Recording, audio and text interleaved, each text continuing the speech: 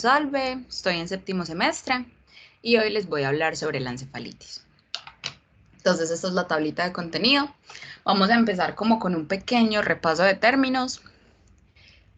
Primero que todo, pues la encefalitis, que es un proceso infeccioso que está caracterizado por una inflamación aguda del parénquima cerebral, que nos va a generar una alteración neuropsicológica y esta puede evidenciarse clínicamente.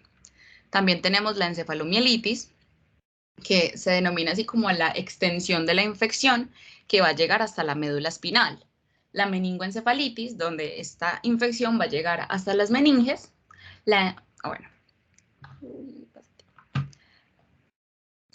encefalomielorradiculitis, donde la infección se va a extender hasta las raíces nerviosas.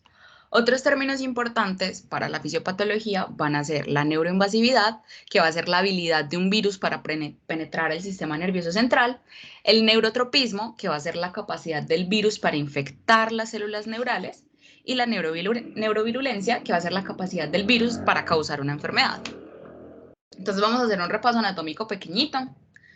Como tal, la palabra encéfalo deriva del griego, donde en significa dentro y céfalo significa cabeza. Entonces, la palabra es literal dentro de la cabeza. Y pues hace referencia a la porción del sistema nervioso central que está dentro del cráneo. Entonces, nosotros sabemos que vamos a tener como 3 divisiones en el encéfalo.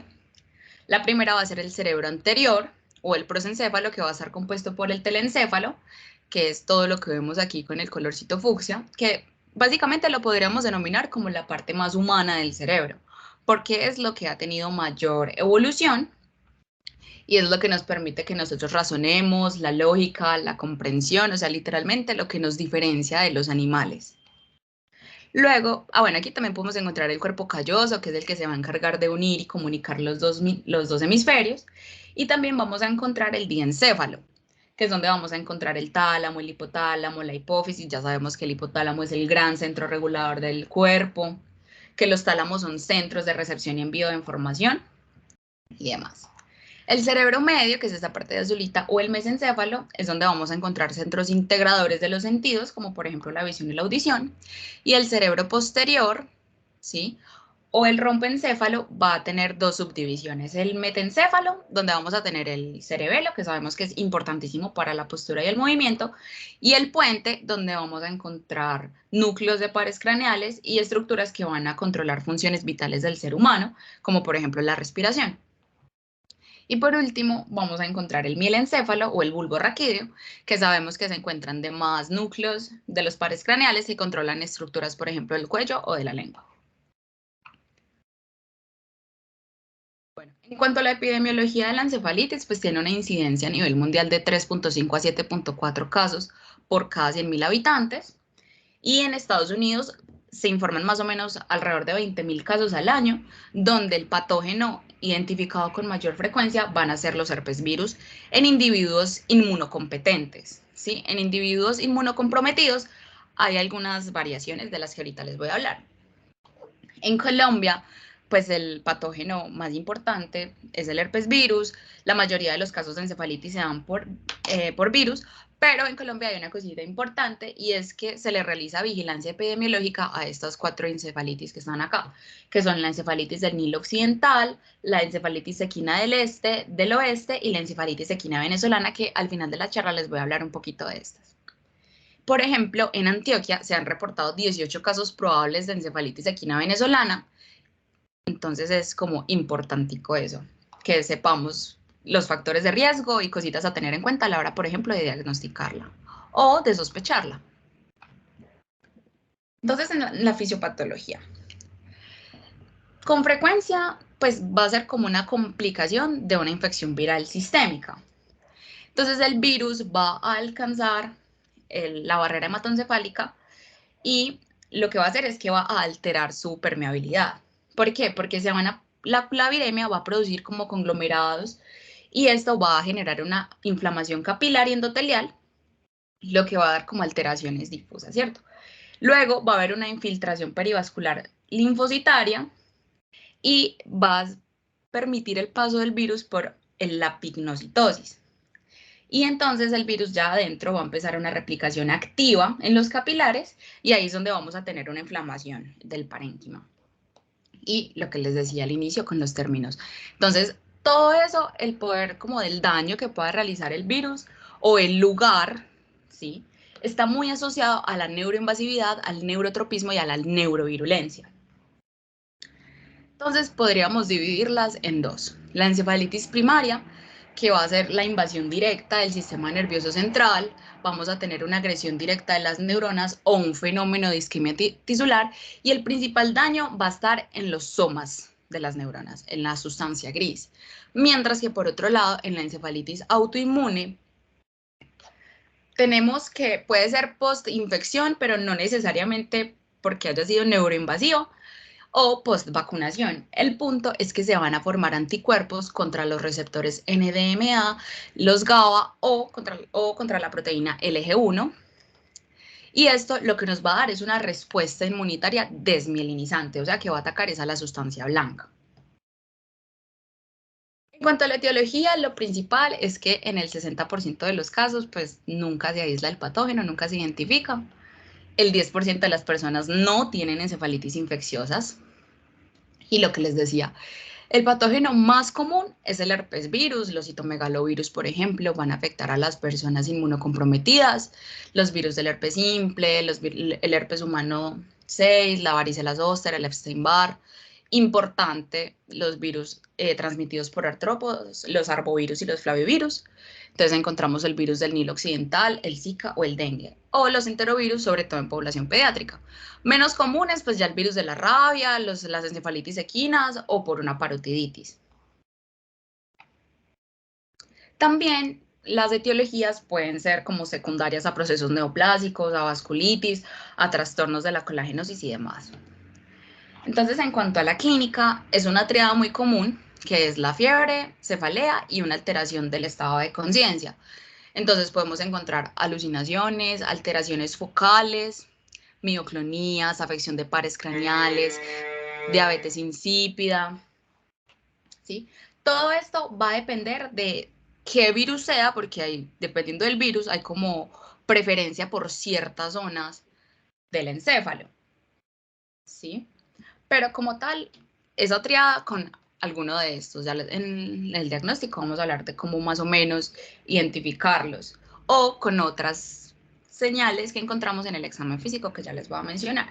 Hay que tener mucho cuidado con el estado de conciencia, porque este nos va como a hablar de la severidad del cuadro clínico. Entonces el paciente puede estar alerta, puede estar estuporoso o puede incluso llegar al coma. Entonces el diagnóstico. Algo muy importante, como les decía, se puede dar por virus de artrópodos, es ver si el paciente está expuesto o no como a ciertas infecciones. Por ejemplo, Antioquia tiene epidemiología alta para el dengue y el dengue puede causar encefalitis, entonces uno puede sospecharlo. La geografía, si el paciente ha viajado recientemente, la condición inmunitaria, porque los hongos y los parásitos también pueden dar encefalitis, entonces es algo que tenemos que pensar, y la ocupación del paciente. Entonces, todo esto nos lleva a que tenemos que hacer una super mega anamnesis. En el estado físico del paciente debemos buscar adenomegalias, lesiones en piel, en mucosa. Obviamente, nuestra principal como enfoque va a ser el examen neurológico, que establezcamos cuál estado de conciencia tiene el paciente y la presencia de los signos neurológicos focales. En cuanto a exámenes, vamos a realizar un hemoleucograma, sobre todo como para evidenciar si hay leucopenia, trombocitopenia, trastornos tóxicos o metabólicos que pueden llegar a simular una encefalitis, como por ejemplo las encefalopatías, ¿no? Una encefalopatía hepática, además. Debemos sí o sí descartar una infección por VIH, porque la inmunosupresión y la seroconversión del virus se puede como asociar a un cuadro de meningoencefalitis. Vamos a hacer un estudio de líquido cefalorraquídeo, que ya les voy a contar qué es lo que vamos a encontrar en caso de que sea una infección viral. Y claramente los estudios de imágenes que van a ser súper claros. Entonces, como les decía, tenemos como ciertas cositas en el examen físico que nos pueden dar como una orientación etiológica. Entonces, si el paciente tiene un exantema vesiculoso, podemos pensar en un virus del herpes. Si tiene un exantema maculopapuloso, en sarampión, rubeola, en virus del Nilo occidental. La enfermedad boca-mano-pie, que es muy común en los niños, puede ser por enterovirus, linfadenopatías generalizadas, si están localizadas, la clínica psiquiátrica, si tiene cambios en el comportamiento y demás. Otra cosita que es fundamental hacerle a estos pacientes es una radiografía de tórax. ¿Por qué? Porque esto nos puede indicar, por ejemplo, dónde empezó la infección, qué tipo de patógeno es, si es un virus o si, por ejemplo, es un hongo y demás. Listo. Los criterios diagnósticos, como tal, no es que haya una guía exacta, pero uno puede como guiarse. El criterio mayor es la encefalopatía, que haya una alteración del estado mental de al menos 24 horas de evolución sin otra causa identificada, que el paciente tenga fiebre en las 72 horas anteriores o cuando inició la clínica. Los pacientes, sobre todo los que están infectados por herpes simple, pueden llegar a presentar crisis convulsivas, pero en general puede ocurrir con cualquier patógeno, que tenga focalización neurológica, los signos del líquido cefalorraquídeo, que puede ser pleocitosis, o sea, más de 5 células por milímetro cúbico, o en neonatos y niños, que sea mayor a 20 células por milímetro cúbico y hasta los 2 meses, mayor a 9 células por milímetro cúbico, que tenga una alteración en el electroencefalograma, o que en las pruebas de neuroimagen nosotros confirmemos una alteración en el parénquima. Entonces, en la posible encefalitis la daríamos como el criterio mayor y 2 criterios menores, o una probable que serían de 3 o más criterios menores. También tenemos criterios diagnósticos para una encefalitis autoinmune. Entonces es, por ejemplo, que tenga un inicio subagudo, una progresión de al menos 3 meses, un déficit en la memoria de trabajo, cambios del estado mental, síntomas psiquiátricos, o que tengamos alguno de los siguientes, ¿no? Que tengamos hallazgos focales nuevos en el sistema nervioso central, que tengamos crisis epilépticas no explicables, que tengamos pleocitosis en el líquido cefalorraquídeo o un hallazgo en la resonancia, pues compatible con la encefalitis. En el estudio del líquido cefalorraquídeo, como tal, lo que vamos a encontrar es pleocitosis de predominio linfocítico. Si encontramos pleocitosis de predominio neutrofílico, podríamos pensar más bien como en una infección por bacterias, que haya una elevación de las proteínas, que haya una glucosa normal, en el caso de que la glucosa esté disminuida, lo mismo, pensemos más bien como en bacterias, como en hongos y demás, y que haya eritrocitos más de 500 por microlitro. En cuanto al estudio por neuroimagen, pues lo principal es hacer una resonancia. En esta imagen, por ejemplo, vemos como un área de señal aumentada en el lóbulo temporal derecho, ¿sí? Que está circunscrita a la sustancia gris y que es sobre todo pues bilateral. Aunque esta clínica es de un paciente con herpes simple, con encefalitis por el virus del herpes, es incluso normal encontrarlo bilateral, pero en este caso él solo lo tenía como de un ladito. Pero si lo encontramos bilateral, puede que de un lado sea más intensa que en el otro, o sea, no son simétricas las lesiones. También podemos realizarle a los pacientes biopsia cerebral, pero esto es cuando nosotros no tenemos resultados concluyentes en los exámenes, cuando tienen anomalías focales, pero no hemos encontrado nada, que hacemos la resonancia y tampoco encontramos hallazgos. Entonces eso lo dejamos como el último recurso, intentando como buscar el diagnóstico. Entonces, en el tratamiento, tenemos como 2 cositas. El manejo básico, que va a ser monitorizar la presión intracraneal, restringir los líquidos del paciente, evitar obviamente soluciones hipotónicas y los anticonvulsivantes, ¿sí? Súper importante en cuanto a los anticonvulsivantes, como que darlos cuando el paciente sufra la primera convulsión, haga el debut de las convulsiones, y darle un manejo preventivo, porque ellas suelen recurrir, sobre todo en las encefalitis graves. Debemos tener en cuenta cuando hay una alteración de la conciencia, en tener mucho cuidado con la neumonía por aspiración, en las úlceras por presión, en las trombosis venosas profundas o la flebitis y demás. Ahora, si nosotros sospechamos una encefalitis viral, que ya saben, es el el patógeno pues más recurrente, sobre todo el virus del herpes. Lo que vamos a darle al paciente es un manejo empírico, ¿sí? Con aciclovir, que van a ser 10 miligramos por kilo cada 8 horas, de 14 a 21 días. Ahora, hay bibliografías, hay personas que más o menos a los 14 días prefiere como hacerles otros exámenes, repetirles, demás, como para ver cómo ha evolucionado la infección. En caso de que ustedes los exámenes les vuelvan a indicar que el paciente sigue infectado, que no se ha mejorado, que no se haya todavía como solucionado la infección, lo mejor es extenderle el tratamiento incluso hasta 28 días. Y en pacientes pediátricos, la idea es darles 20 miligramos por kilo cada 8 horas, teniendo pues mucho cuidado de dar 60 miligramos por kilo al día como una dosis máxima. Con ellos sí, durante mínimo 21 días. ¿Por qué? Porque en ellos como que no responden igual que los adultos, no responden como de manera tan eficiente al medicamento, pues cuando tienen encefalitis, sobre todo por herpes simple. Entonces acá tenemos como un algoritmo.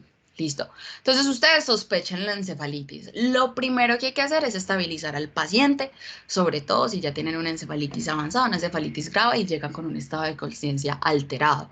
Vamos a realizarle su hemograma, la bioquímica, la neuroimagen urgente, de verdad de preferencia una resonancia y, si es posible, un electroencefalograma. Entonces, vamos a hacerle una punción lumbar si no hay una contraindicación. Y dependiendo de la sospecha etiológica que tengamos, vamos a hacerle las serologías, vamos a hacerle el aspirado nasofaríngeo. Acá también vamos a realizar la radiografía de tórax o un frotis rectal, por ejemplo, en un niño y sospechamos que tienen una infección por enterovirus. Vamos a hacer la medición de la presión de apertura en la punción lumbar. Vamos a llenar 4 tubos para hacer la bioquímica, la PCR, hacer un cultivo y demás. Estas dosis que ustedes ven acá son de niños, ¿listo? Entonces, el aciclovir en los adultos vamos a darles 10 miligramos kilo cada 8 horas. En los niños ya sí vamos a empezar a dar como un tratamiento empírico, pues les vamos a dar aciclovir. O si pensamos en otros patógenos, ya vamos dirigiendo el tratamiento como a cada patógeno. Si sospechamos una encefalitis autoinmune, la idea es dar metilprednisolona, inmunoglobinas o plasmaféresis. ¿Listo? Y ya dar dexametasona si la inflamación está muy grave y demás. Listo, pero lo ideal es eso, que tengan en cuenta que lo primero que hay que hacer en esos pacientes es estabilizarlos, porque puede que la afección igual se va a demorar un poquito en tratarla y demás, y si el paciente está comatoso, pues esa es como nuestra prioridad, ¿no? Asegurar al paciente y ya empezar a tratar la infección. Entonces hablemos un poquito de pronóstico. Vean, la encefalitis tiene una morbilidad y una mortalidad bastante considerables. Va a ser una carga importante en el sistema de salud, porque además los sobrevivientes de la enfermedad pues van a tener una pérdida de productividad y de funcionalidad y van a terminar necesitando una rehabilitación muy prolongada o cuidados especiales. Todas estas secuelas van a depender de la edad, de la etiología, de la clínica, de la respuesta al tratamiento que haya tenido el paciente y demás. Sobre todo, por ejemplo, los pacientes con los virus del herpes. Si uno no trata temprano una encefalitis, las secuelas van a ser muy significativas. Entonces, los pacientes que tienen virus del herpes o que tuvieron encefalitis por virus del herpes simple, por ejemplo, pueden presentar crisis convulsivas, epilepsia hasta el final de sus días. Entonces, eso es algo muy importante porque sabemos que la epilepsia afecta gravemente la calidad de vida de un paciente.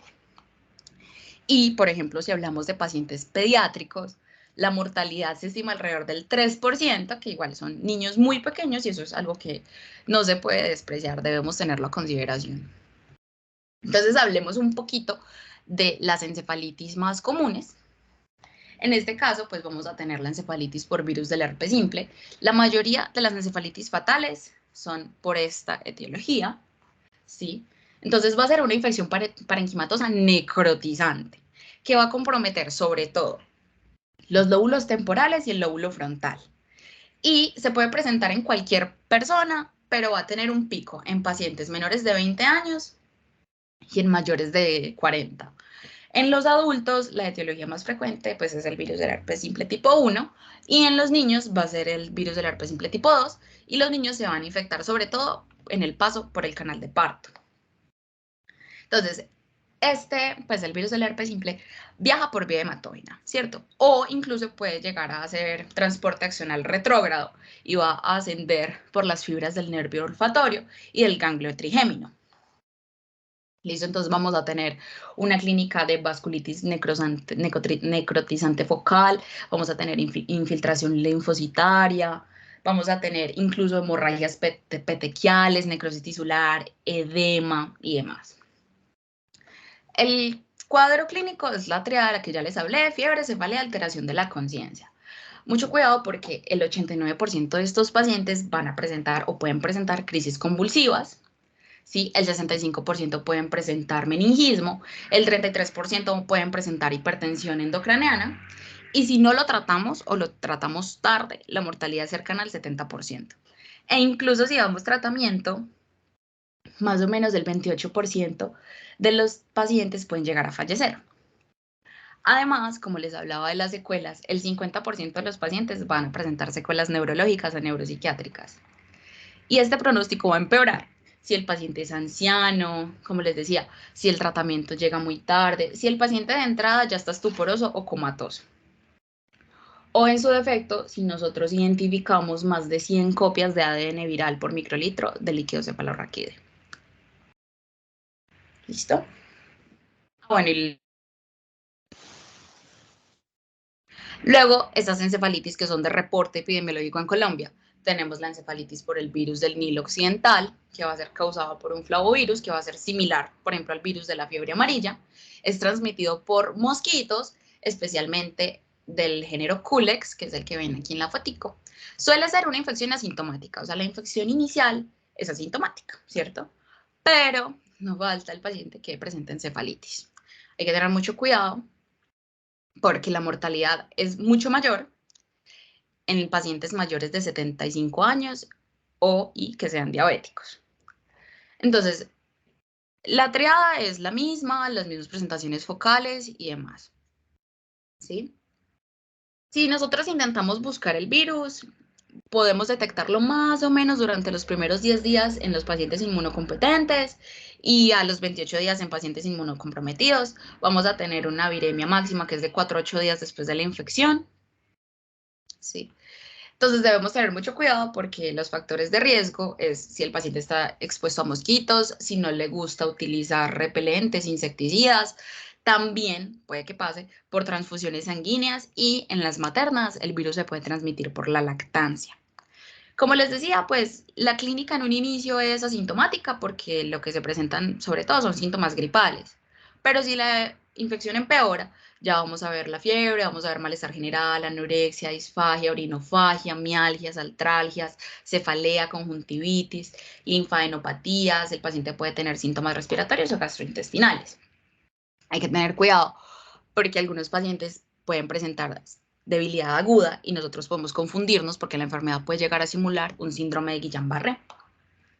Y, por ejemplo, si le hacemos un análisis al líquido cefalorraquídeo, vamos a encontrar todo lo que ya les conté, ¿listo? La pleocitosis, la hiperproteinorraquia y demás. Si hacemos una resonancia, podemos ver un realce leptomeningio y edema periventricular. Para diagnosticar este virus, lo que vamos a hacer es la identificación de anticuerpos IgM contra el virus en el líquido cefalorraquídeo, en la sangre o en un cultivo.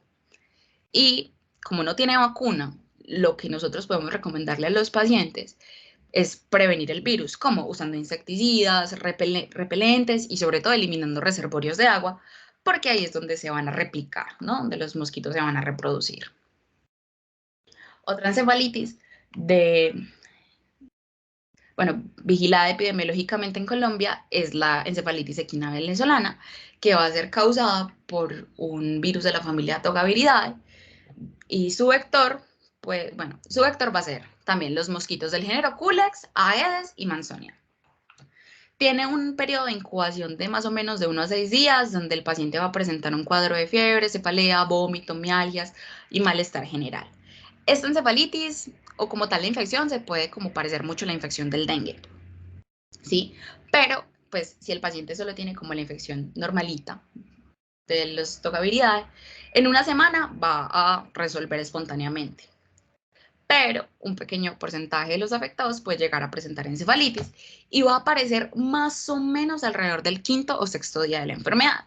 Y van a arrancar con rigidez de la nuca, convulsiones, un déficit motor focal y una alteración de la conciencia hasta el coma.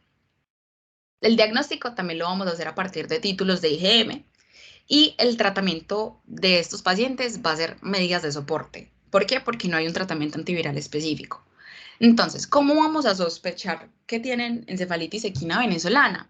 Porque los pacientes tienen la enfermedad y además, si indagamos bien, podemos darnos cuenta si en las 2 semanas anteriores hubo muertes equinas.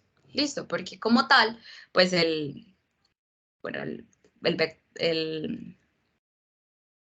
¿cómo decirles? El punto principal de la infección son los caballos. Como es una zoonosis, nosotros somos un huésped incidental y pues terminamos infectados. Y por último, por ejemplo, la encefalitis por el virus del dengue, que es algo que pensar. Entonces, el dengue sabemos que es una infección causada por un arbovirus, muy frecuente en zonas intertropicales, como les contaba, por ejemplo, Medellín tiene dengue, hasta no más. Se transmite al hombre por medio del mosquito Aedes aegypti y el cuadro frecuente es una gripa. ¿Listo? Es un cuadro gripal severo asociado con fiebre, pero hay que tener mucho cuidado porque en los pacientes, sobre todo pediátricos, puede haber un aumento en la permeabilidad vascular, va a haber un paso de plasma lacerosas, trombocitopenias, manifestaciones hemorrágicas y pueden presentar un compromiso neurológico, o sea, una encefalitis, donde pueden tener neuropatías, polineuropatías, lo mismo, un síndrome que imita al Guillain-Barré, pueden presentar hiponatremias, edema cerebral, hemorragia encefálica. ¿Cómo vamos a diagnosticarlo? Pues vamos a encontrar IgM contra el virus en el estado cefalorraquídeo. Y en estos pacientes, lo que les decía, por ejemplo, en el algoritmo, lo principal es la estabilidad, la reanimación inicial, porque a ellos la encefalitis puede que les deje secuelas y demás, pero si el paciente tiene una hemorragia, primero va a morir por un choque hipovolémico que por la encefalitis. Entonces, nuestra prioridad antes de tratar la encefalitis va a ser la estabilidad hemodinámica de los pacientes. Los estabilizamos y ahí sí pasamos a tratar la encefalitis. Y nada, decirles que el 22 de febrero es el Día Mundial de la Encefalitis y que muchas gracias.